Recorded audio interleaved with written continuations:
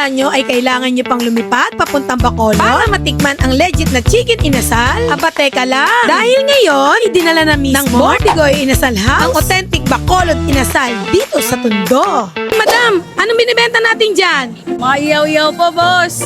Barbecue, isaw ng baboy, isaw ng manok, tenga, at ang aming pong bestseller, chicken inasal po na authentic galing Bacolod. Kaya natikman mo to para ka pong dadalhin ito sa Bacolod. Boss King, ito na, tikman mo na yung bestseller naming Bacolod chicken inasal.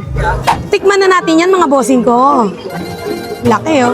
For only 100 pesos lang, oh. Ganito nakalaki yan, mga bossing. Siyempre, meron po silang honey chicken oil. Buhusan na natin yan.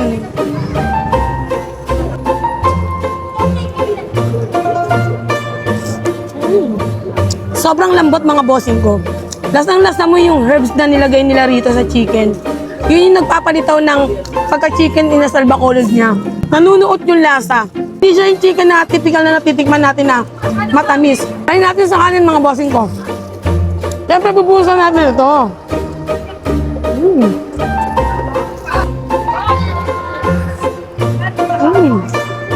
Ang sarap ng timpla nito, ng chicken oil.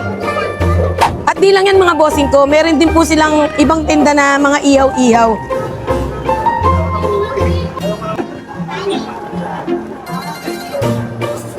Malambot siya, mga bossing ko. At saka alam mong malinis yung pagkakadali dito. Dahil wala kang malalasahang pakla, pait. Sarap din ang pagkakamarinade nila rito. Siyempre, tender juicy. Baka naman. Ang lambot. Sa mga bossing ko naman dyan, di mahilig sa mga karne. Meron din po silang bangus. For only 100 pesos lang, oh, inihaw na bangus. Boneless na po yan. Malinamnam. Dito nyo nga lang sila matatagpuan sa labas ng Coliseo de Manila.